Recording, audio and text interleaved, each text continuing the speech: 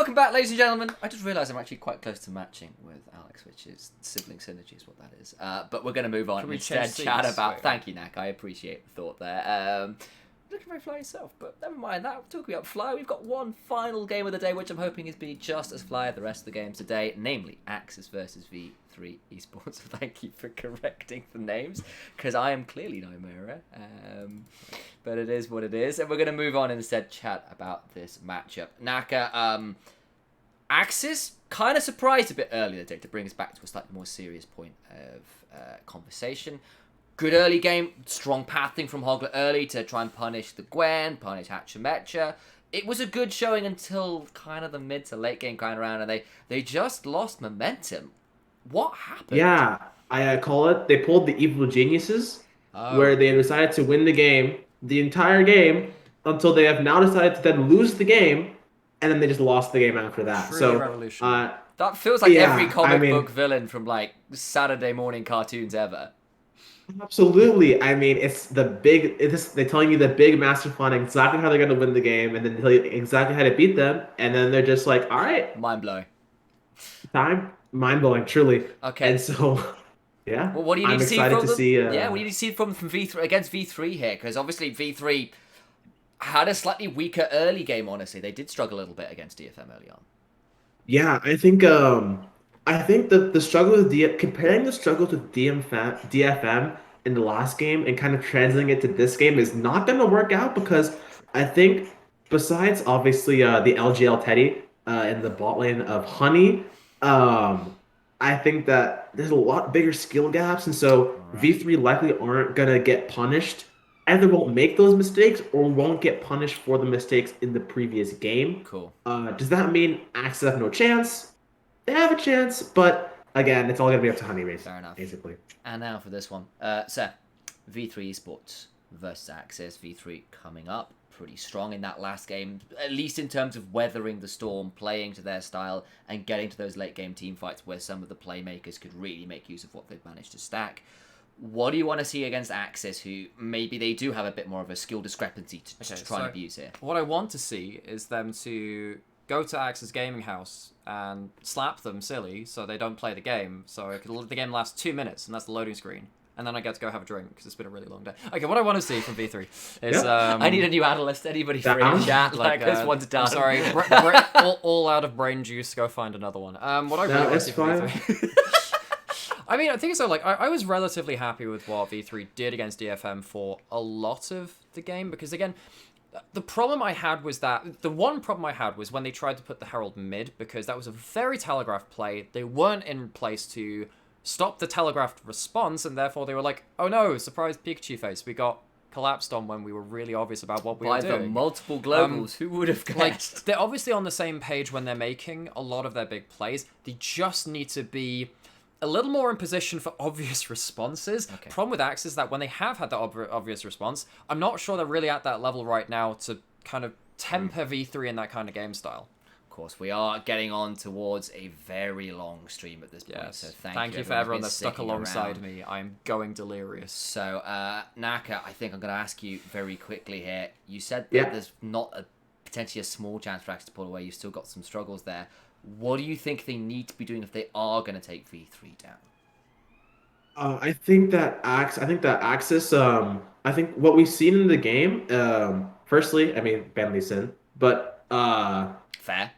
AXIZ have kind of shown. I would argue almost more coordination than V3 showed in the last game when it came to things like actually not necessarily the setup of the objectives, but kind of they're in the little like a struggle situation.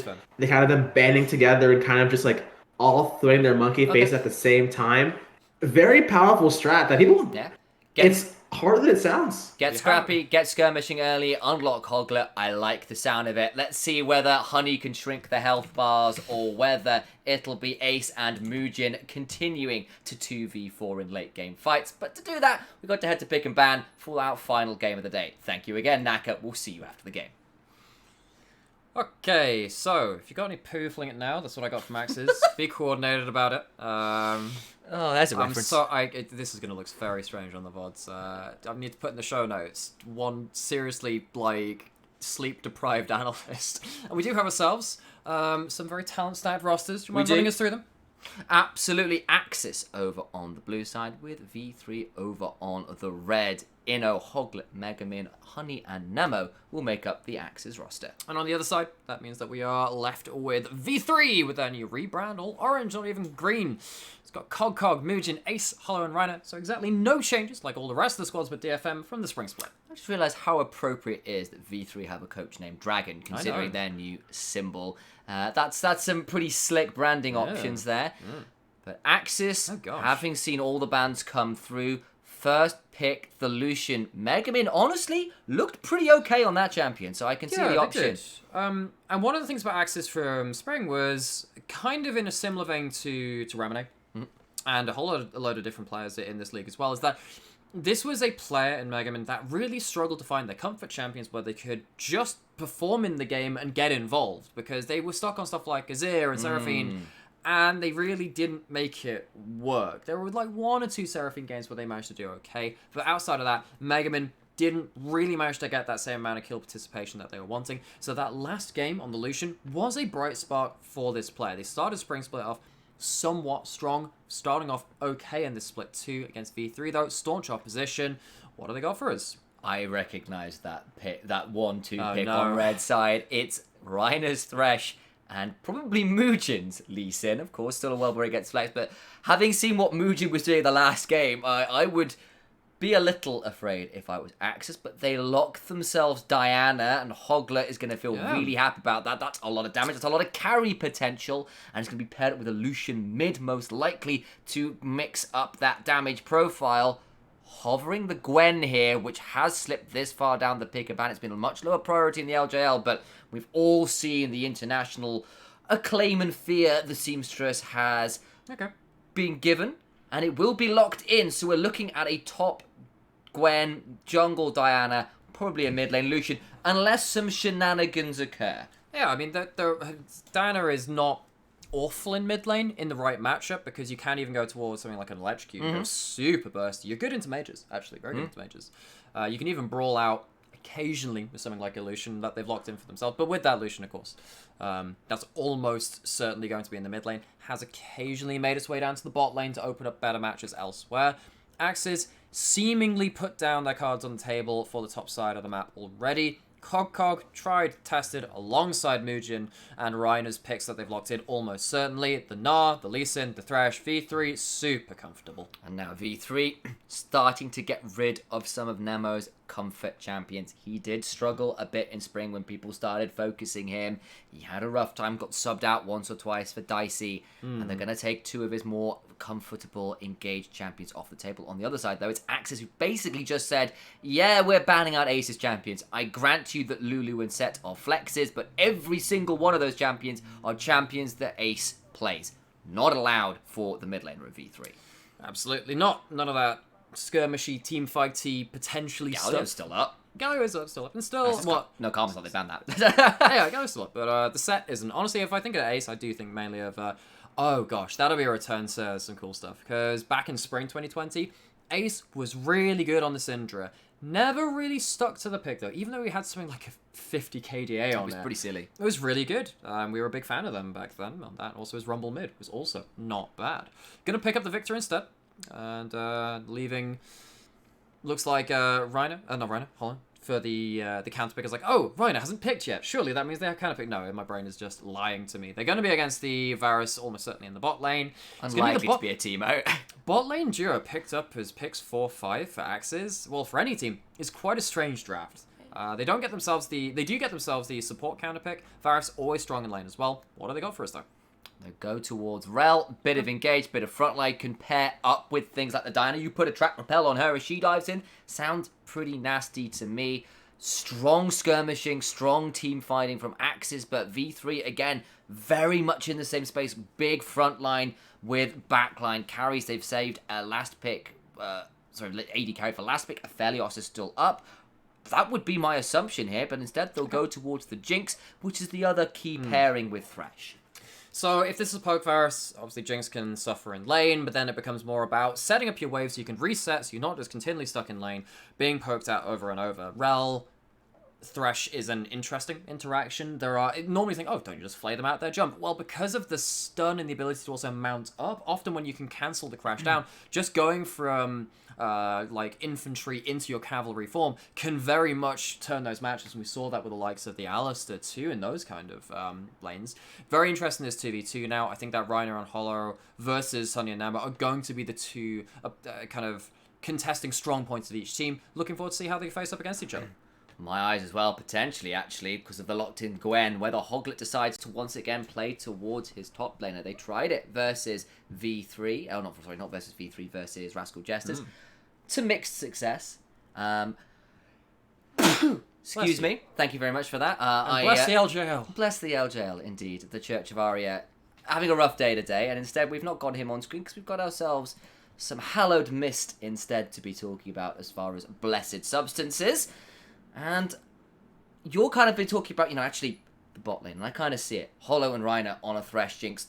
Strong option for a carry down there, but I think for AXIZ, you can see how Hoglet might go, if they're focusing towards this Jinx, that Gnar looks kind of tasty if I get my Lucian to follow me up here. Absolutely. I think that, looking at the Gwen and Lucian too, this Gnar is going to find it somewhat hard to stand inside lanes once the map starts breaking up. So one thing we saw from Dasher earlier in the day, it wasn't a loss, but I really loved how Dasher played, because honestly I think Dasher has been in elo hell for a little while, is in the Victor versus Lucian matchup, you can actually choose to forgo the Death Ray upgrade first for the Q upgrade, for the double shield and the move speed. It means you can outplay the culling coming at you, because you've got the move speed to dodge around a bit more, it gives you more of the shield, it allows you to brawl, and Victor is already not awful at trading into the Lucian. Honestly, out of the mage pool, you've got basically, I mean, Orianna's not awful, even though it was one of the original post picks. One item, post, there are definitely, particularly in late game and team fights, you just put the ball down and say, don't dash it. But then also Syndra and Victor are the two which I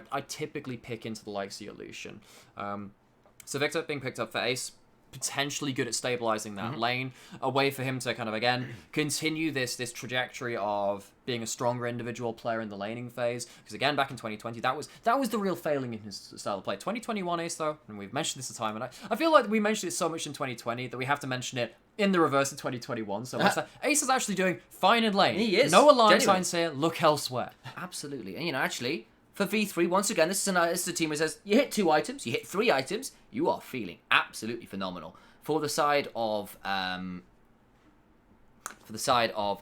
of course, we are instead looking perhaps more at a 1-item spike, a 2-item spike. Gwen, when she hits Riftmaker plus Nash, is exceptionally strong. Diana, once she gets her first item, Lucian, once he's at his first item, incredibly strong. So I'm seeing slightly earlier spikes potentially here for AXIZ, and I kind of want to see them try and get out to a bit of an early lead, because V3 managed to stall out pretty well in the last game, and then we saw what their late game team fight was like. We saw what Muujin and Ace in the late game in particular were capable of pulling off. And considering AXIZ's lack of momentum, maybe to phrase it, in the later stages of their first game today, they need to avoid a similar situation versus V3, who have already proven today they can punish that. Yeah, so we're seeing, and this is the thing we see with V3 quite a lot, actually. I picked this up during playoffs. V3 love playing around clearing wards at level 1 and putting wards in the central brush in one of either top lane or bot lane. So we often see teams who have obviously scouted them, again, they've got like full teams of analysts working on this, to go down and contest them at those different rushes. As it turns out this time, though, Hollow and Reiner clear out a ward for themselves. They get the XP from that, so they will hit level 2. I'm trying to remember if in a 2v2, if you share a ward between 2 people, if that XP is enough to get you level 2 1 minion earlier, so instead of the third melee creep on the second wave, it's actually just the second instead. You can see what happens. Ace in the mid lane with their Smith up again, just quickly pivoting on points. Gets the Q cancel. So you Q, click the ground, then click the enemy champion. You get basically an instant auto after your Q, and it trades with the piercing light really well, because you get the shield just immediately. That's so really Ace gets a decent level 1 trade. It's one of the reasons why Lucian doesn't just get free prio on you. Absolutely. Doing Gwen things, abuse that skip and slash level 1, which is just so nasty. Of course, Cog with Hyperprox available does have some range to play around with, make things a bit tricky. But you can see, at least off the AI, those are some strong picks for AXIZ right now. For sure. I mean, we've seen Diana banned pretty much all day. Gwen, strong in professional play. In solo queue, maybe not quite as much, because you're not a very CC-heavy champion. You have to get your individual leads. But when you've got the Varus, which has been quite successful across all the regions right now, AXIZ, seemingly, have pleased Blitzcrank Sand. Indeed they have. You can see the spikes oscillating pretty hard there. There's a slight edge towards V3, but you see the option as Mega Man actually taking out very low, and Mugen's just going to walk in behind. I think he's just done. Flash for the strike, just needs a Q, and it's all over. One final auto. That's going to get a little close, actually. I think if Mega Man managed to get a double tap in, they could maybe have looked for something, but just not enough in the tank. Not with the safeguard, not with the triumph. Ends up being, I mean, it's the thing, because the kill healing comes back in just before the tower shot lands, it would have been fine either way. And suddenly, this is awful for AXIZ. Mega Man, this player who has been picking the Lucian to some... Oh, gosh. What a path for Mugen to avoid the ward. Yeah, but Mega Man is... You know, we wanted this player to be being a bit more aggressive, being a bit more involved in the game. You have to do that with some tempered aggression, though, because V3 do not brook any fools against them. And Lucian goes down early on. First death, blowing flash, blowing doesn't have to blow teleport, luckily, but it's down to that that Victor who gets a kill participation too. Very, very happy about things. And serious credit over to Mugen as well, because that was really smart. That's a really high impact kill. Mugen's first day today in LJL has been incredible. Yeah, because that was effectively Mega Man saying, okay, I'll trade with my health bar. I've got corrupting bots. I want to keep you shoved in. That's fine. I get you on attack. I can back early, get stuff in. And Mugen, with that ward over the back of the Baron Pit that was placed earlier on, uses it so well and gets first blood for his trouble. Of course, it's not out of the woods or for AXIZ yet. They're still certainly in this game, but that Lucian matchup, which we said should have priority early on, is now going to be in a trickier position. And Mugen, on a Lee Sin that can snowball, we're feeling pretty happy. Of course, it does come at the cost of a significant amount of CS, which he loses, and Hoglet picks up in trade. And of course, a Diana that starts getting towards her items early is a Diana that is scary to deal with. Honestly, I'm really looking forward to the wombos this game. I'm looking forward to Rel Diana and suddenly V3 not existing. Yeah, that'd be really fun. Show me a magic trick. I know Long's not in the game, but there's a lot of magic damage that can do the same thing. I guess the question with this and with all wombo comps is how many people do you have to catch in that for it to be a one-team fight? What point is that just team fight over? Because we have seen pretty much ever since, I'd say, like season 6 maybe, if you use a big ultimate on just one person after that point, you can use that for just one pick, because fighting 4v5 even without the ultimates requires a certain set of champions to really do that. I mean, we saw that with the Ezreal Yuumi earlier, when you're just like, oh yeah, if you dive onto other people, these people can just 2v5 at that point. It's not really at that level anymore, like, you know, you're Prey and Gorilla playing Ashe kind of thing for the big turnarounds. If you just pick off one person, you can still use your basic abilities to quite some effect, and I think that AXIZ probably need to catch... I think they do need to catch the Jinx. I think that's the big one, but at least... yeah, at least V3 have some ways to fight back if they do get one back. Oh, Hoglet could be in a spot of bother here. If he walks in blind, Reiner and Mugen are waiting. Instead, Hoglet will just check the Dragon, and instead, V3 will go, well, I guess we've got an option to just take this now, especially if they've been revealed by all the rest of it. In-out taken a little low there, of course, has got teleport to potentially come back to lane. Interesting to note, he's running Flash, not Ignite. Feels he needs that option to get onto people or stay safe from potential engagements. It's the range, I guess. Maybe it's because it's the range champion. But even then, I feel like Gwen almost always can go Ignite. It's just your E is such a low cooldown. I don't think you often need to E Flash quite as much. Combo coming in. Lantern, Flay, no problem. Absolutely not, and out they go. Nothing burnt there. And I suppose part of the deal is it's maybe just closing the distance even more. It's like you can flash in and then chase with the E, which potentially would have been tricky if you're dealing with Thresh Lantern and Jinx range and all the rest of it. So I get potentially the idea. It's certainly powerful. There's the hook coming through. It's into the chompers, but look who else is here. Hoglet's around. He's got a Moonfall available. So much damage, but Mugen gets one already. He's going to probably fall down and does, so it's a 1-for-1 right now as Hoglet trying to escape back as best he can. That's a fairly dangerous looking Q that did get avoided there with the Lantern. Summoner's burned on both sides, but it does end up in a 1-for-1. It does, and that's mainly because Hoglet has the level lead, there is no Dragon's Rage, there is the Moonfall, Diana gets the extra damage. I mean, it's well played by Hollow and Reiner for, you know, tagging the W from the Jinx and suddenly thinking, oh yeah, we actually can get this kill at this point. This might be a W-empowered one. There's some decent damage going on to both Hollow and Reiner from Varus. But this bot lane 2v2, where we did say, oh, this could be the relative strong points of either team facing off against each other, does get itself some attention in this early game. It does at that.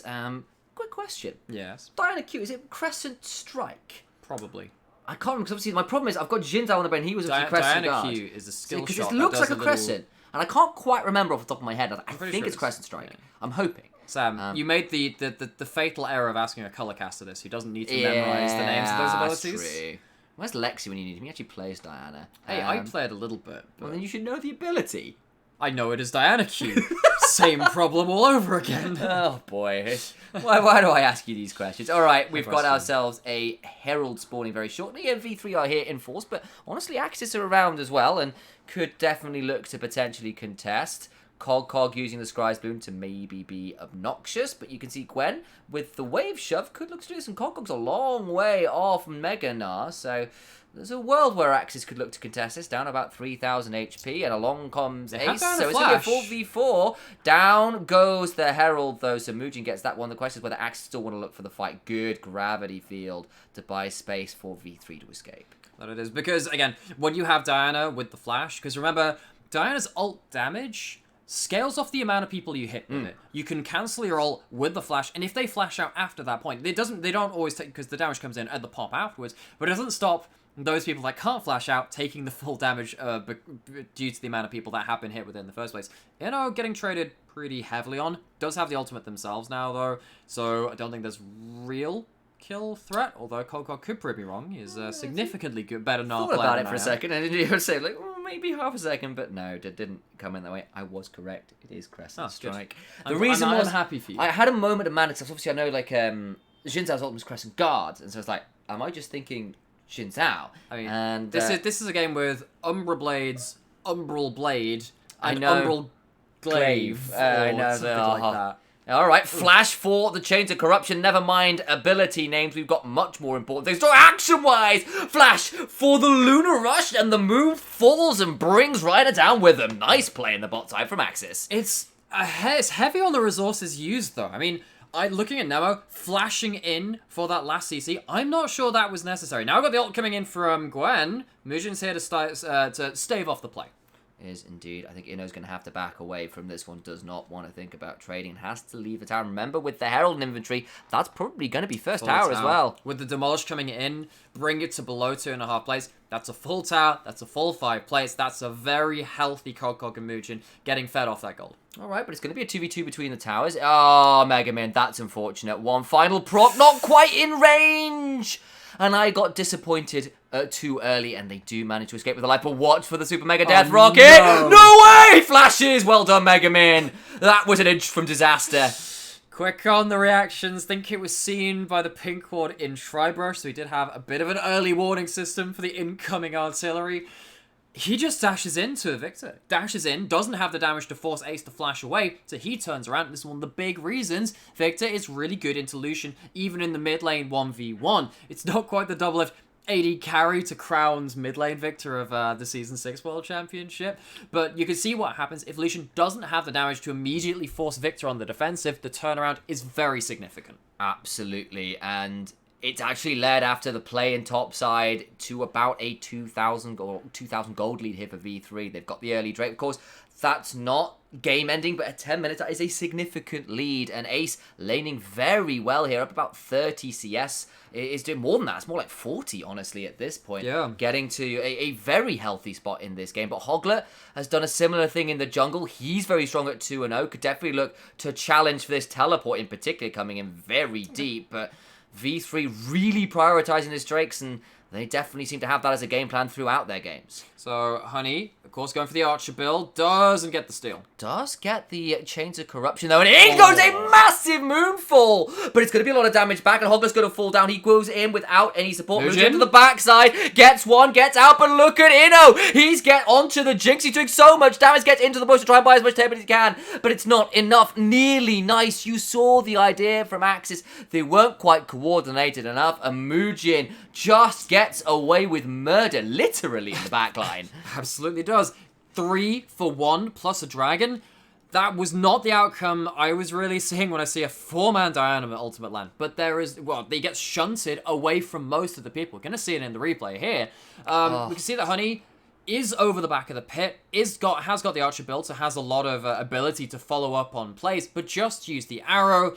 Muujin has nothing to worry about after the big rel combo has been used as well. Nothing to disengage them. They get the kill onto the carry, where Inno and, of course, Hoglet can't. And I wonder if Gwen had Ignite there, whether she might be able to get Cog as well. But not quite enough. And actually, it was a kick to knock Honey away for doing more damage in that fight. And, did good work. It was a nice idea for an engage. And later this game gets them all. That's going to continue to be dangerous for the likes of the Victor and the Jinx.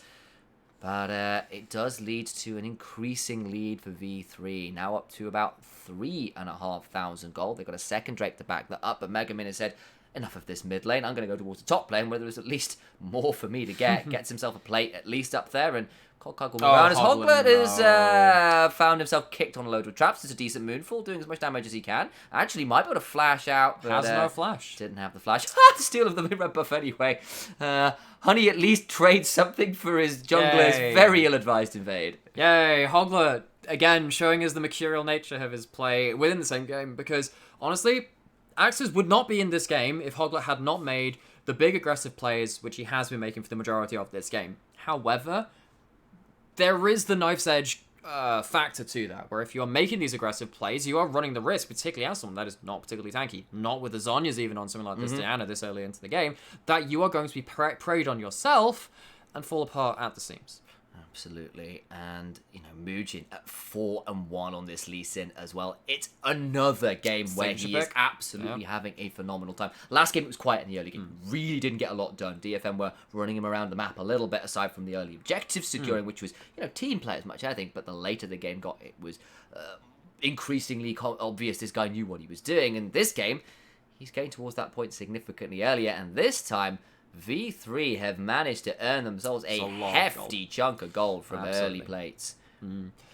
So now you have to deal with playing from behind, position which AXIZ have not typically mounted comebacks from. They've had to really snowball through aggressive jungle ganks. That's what I tend to put on the table when someone asks me about how does AXIZ win. It's often through Hoglet, permaganking, keeping up the tempo, keeping the enemy pinned back to their towers. They don't have vision. They are on vision of this objective. They're funneled in. This seems like a very difficult situation again for AXIZ. What have they got? Watch for Honey's piercing out. That one misses. The culling comes out and does very little. Gravity field down as well. The Crescent Straight lands, which allows Hoglet to go Luna rushing in. Cog looking for a big Mega Gnar and finds it! The double in the blink of an eye. The Mega Gnar doing absolute work there. Cog's Gnar continues to be something real special. As Honey gonna have to flash away and does get out. No Super Mega Death Rocket to follow, but that summon is burnt for a very foolish path out there. It is. I mean, he didn't obviously see the V3 members kind of cresting the horn of the mid lane there, getting around. He didn't end up seeing that. Gets caught unawares. AXIZ have an ill-advised entryway into that Herald fight. And still advised because, of course, they were behind in this game anyway. They needed to pick a much more opportunistic fight. They couldn't end up picking anyone off before the 5v5. And they're punished for their hubris of going through the choke point. Before this replay, it was 1,000 gold difference for all of the top jungle and mid laner of AXIZ. And after this one, I think it's going to be a little bit more. Just watch Cog in this fight. Sure. It is beautiful. Because, again, Hoglet's the one leading the charge because he tags the Herald with the Q. So he thinks, all right, maybe there's a chance to bunny hop with the E because he uses the first E cooldown. Doesn't find the angle, though. Does have a flash. It's not enough. Muujin and Cog pounce. The follow-up is there. Instant double kill from the boulder toss follow-up from Cog. Gets himself very much on the board with that kill column. And at this point, you can start to see that it's looking a touch scary. At least we've got some mythic items completed now for AXIZ, which is good news. The problem is it's getting towards 2 items towards V3. Not quite complete yet, as did get jumped on, but won't take too much damage. Of course, it's a Gwen who can heal up pretty well with the Rift Maker. Ace needs to be a little afraid of his path through here. He's taking a safe route through wisely. And the jungler's dark and full of AXIZ members. Apparently so, yeah. Hoglet and Honey just off on the side, looking for the flank. Honey's going to pretty wisely back out, though Honey can still be a flanking terror. Gonna spot him out there. He tried to find some kind of strike. He's just going to be in so much trouble. Does get a decent Moonfall for the shield. Just not enough. And now Cog going to start doing as much work as they can. Hopping forward, building the Mega Gnar bar. Nemo just nowhere near. It's a 3v3 right now as Honey being run down. No tower to get to. And Cog just walks him down, and V3 continue the march down this bot lane. And this is just a march towards what's looking to be a 2-0 start from V3. Building into this summer split, taking down the defending champions of DFM, that super team, and coming into this AXIZ game and showing them no mercy, because Hoglet has continually looked for the game-saving play, the game-winning play, the big ultimate that could turn this game around. Because honestly, that's probably the only way things work out for this AXIZ squad at this point. They sniff it out, they check their angles, they check their corners, not caught off guard. Hoglet goes down, no way to fight after that point. AXIZ look for the hero play and instead find themselves a bit of a pauper's death. And the bleed out continues. Over 7,000 gold is the difference now in the V3 win column. Look at, or gold column perhaps is the way to phrase it. Not quite a win column as yet, but it's getting closer and closer to that. Look at the top side of the map. 5-1 and 3 for Muujin. 3-0 and 3 for Cog. Hell, even Ace getting up there with the kill involvement alongside Hollow. The XP difference as well, very notable. It's 2 levels over most of the AXIZ squad between the solo laners for V3. Well, I think particularly the thing which I look for is, because often you'll see a lot of jungle differences in terms of the levels, and of course that's relevant here in terms of that XP just about. Even though Hoglet had the early start, you can see that Muujin has caught up with that. Cog caught up though. He is. He's got Mega, gets a decent run away. He's so quick. That's a decent use of the Lunar Rush, but just can't get close enough. And might have some Moon Silver Blaze, but it's not enough to bring down the fell beast of Cog, who's got Stride Breaker, yet to be properly nerfed, and doesn't even need it. Just Mega Knarls him away and hops. Crunches, sorry. It's gold, it's XP, it's territory, it's dragons. V3 have every metric you could want. And again, looking at that XP graph, I mean, you notice how far ahead of the game even Hollow is, right? Jinx has low base stats, but when you have more levels, that starts to get stymied. You start to be able to fight against those growing odds, and when you start trying to go for the big turnaround plays where you're looking for cross maps and smoke and mirrors, taking down someone on side lane, it becomes that much more difficult because you're buying into a potential 1v2 double kill, particularly when you've got the likes of Ace, Cog, and Hollow being so strong. And I've been waiting a long time for Nemo to be the person leading the charge, and it's just not happened. I've yet to see the big Magnet Storm into the big Moonfall. It's been Hoglet going in with Nemo just not in the right position. He's been tracked this game, and he's getting hooked up right now, but don't feel secure enough to go in on that one quite yet.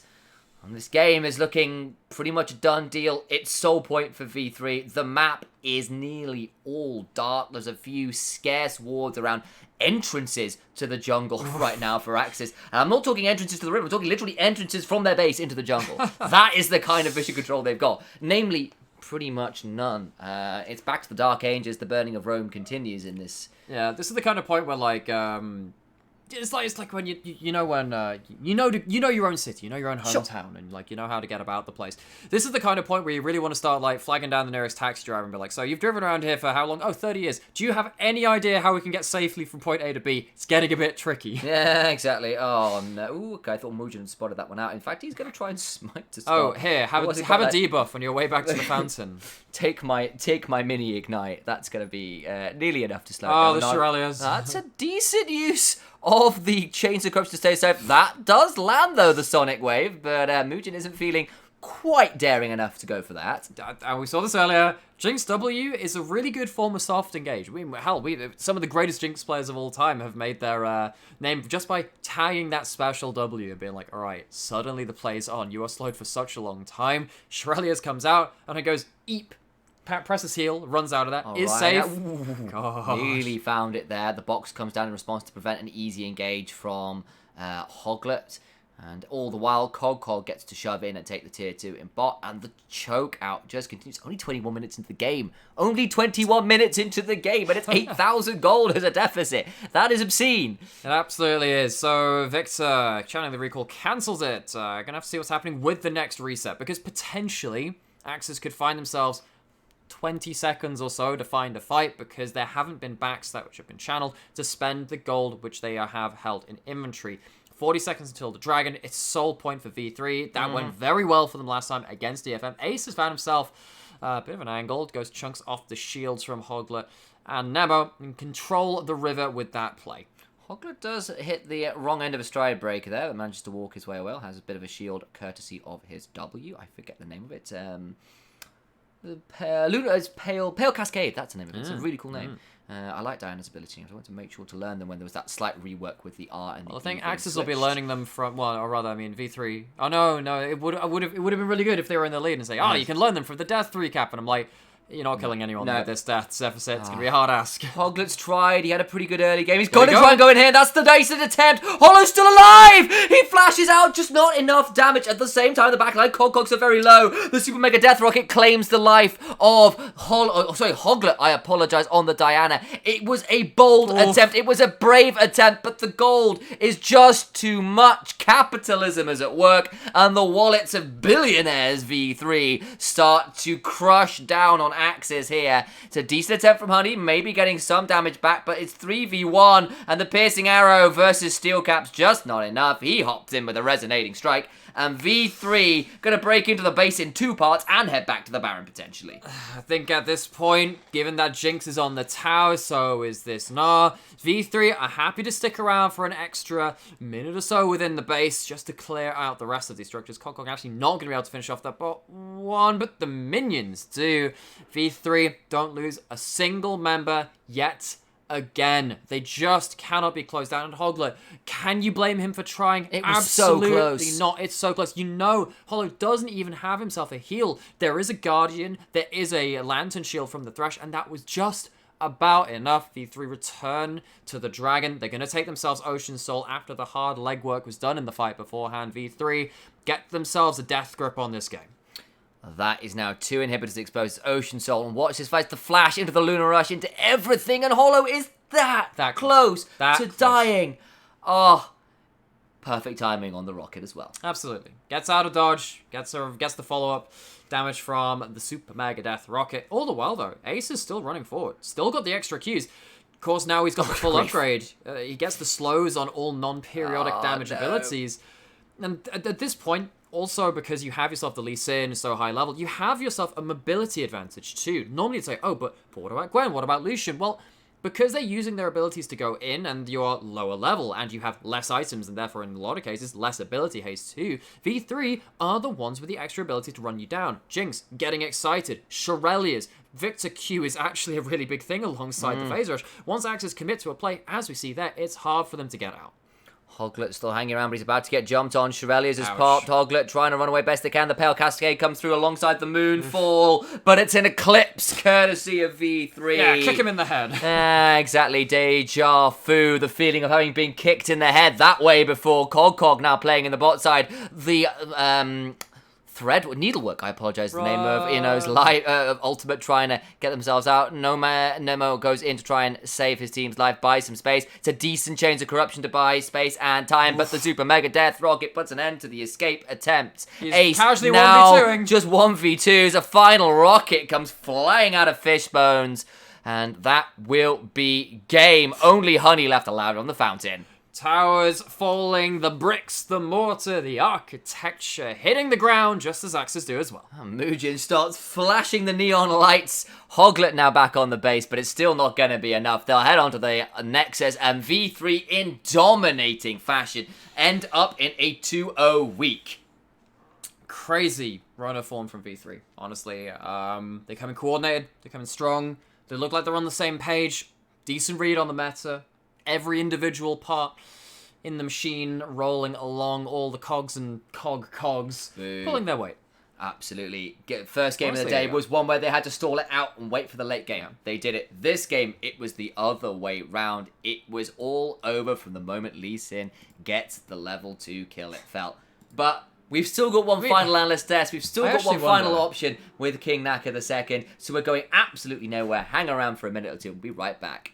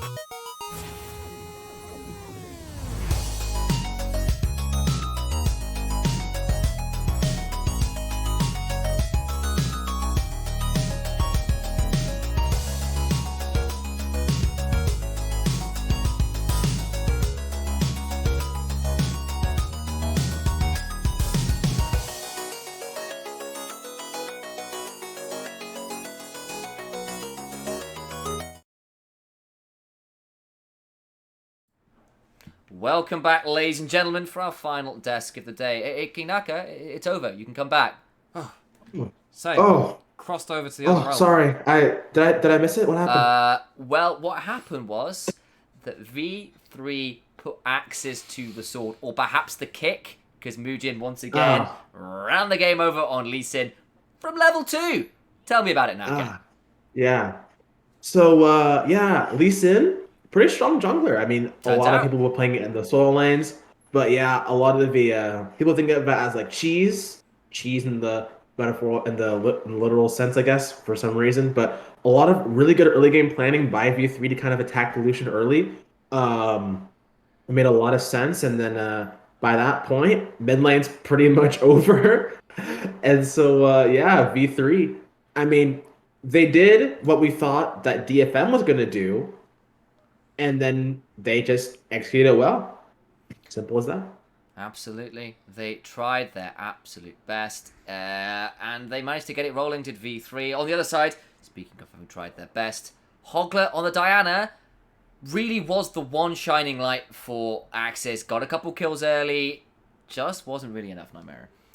No, it wasn't, and after that point, like, you have this ball of power, but it's a singular person on a champion against a whole array of in this team comp of options to disengage them, which is why most of that game looked like Hoglet was inting. Genuinely, it just like you take those clips out of context and say, why the hell is he there? Why the heck is he diving in like that? Because it's the only damn way AXIZ could get the team fight damage they needed. You need to get... Honestly, if you don't catch 4 or more people in the Moonfall at the very end of it, that's pretty much it. You can see why that's why the unorthodox pattern came in. I actually think Hoglet had a really solid game. I think that's the mindset you need to even possibly win this kind of game. It sucks for him. The Lucian was a non-factor. The bot lane struggled too. Top lane was also kind of awkward. It's a bit of a wash. It's a bit of a wash. It wasn't a loss, but it wasn't a win. And speaking of 4-man Moonfalls, we saw one that nearly looked like it could have been an AXIZ fight, which was that second Dragon King Naka. Hoglet goes in, he finds 4, and it doesn't work. What happens? No. I think comes back, taking it back a little before that end of the draft. I mean, this is why people do not pick Diana into Lee Sin, because your Moonfall, the damage isn't when you initially start the Moonfall, it's when you land. And so if Lee Sin kicks you away, all of a sudden it's just an airborne. It doesn't really do anything, and so yeah, I think it was a really smart flex by V3.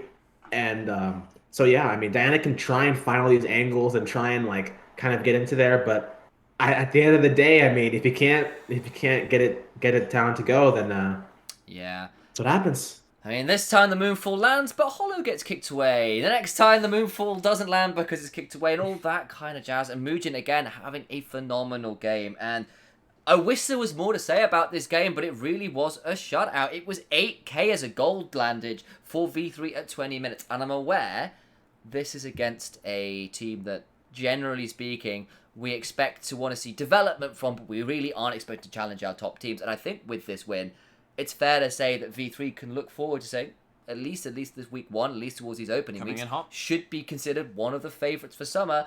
Behind the likes of DFM, we've actually started off on a wrong foot. Are they even behind them after that game? DFM now have to show that DFM is 0-2. They're 0-2, exactly. That's the thing. I mean, there are so many narratives, and I expect DFM to come back and stomp this split, but now they actually have to prove it to us. They had to prove that, to me, this split was about them proving that they could go and have a good run at Worlds. If they are getting stomped by regional teams who we had considered very much below them, that is a problem. They need to reassess. They need to go back to the drawing board. They need to come back stronger, because V3 and Rascal Jesters end this week as the absolute frontrunners. Well, it happened last year.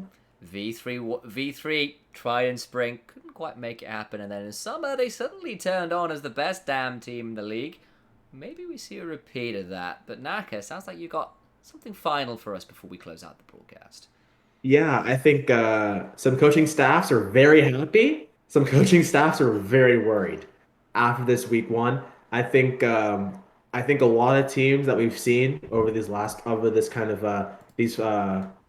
teams are gonna go back to the drawing board to see what could work, what could not work. I think that I do want to kind of I think because it's week one, DFM, back for MSI, I think we have to give them at least a little bit of the, like, and the grogginess from Iceland. It's really cold over there. Now it's hot, temperature changes, right? Well, yeah. And so I think a little bit of the benefit of the doubt needs to come in there. But again, I mean, if you're Rascal Jesters, if you're V3, it's Margaritaville all over it right now. You know it. And those margaritas coming with a real mean right hook, it turns out, in that bar fight. DFM tried a little bit too hard with some weird strats. V3, though, coming in hot alongside Rascal Jesters. The two teams, I think, at least in my mind, look the strongest this split in week one. But I think with that, it has been a long 8-game day from our whole new LJL OU broadcast crew. And with that, from myself, from Nightmare to King Naka II as well, and the whole rest of our crew from today, we wish you a fantastic day, morning, afternoon, evening, wherever you are in the world, and we'll see you this time next week. Hang around, and we'll see you then.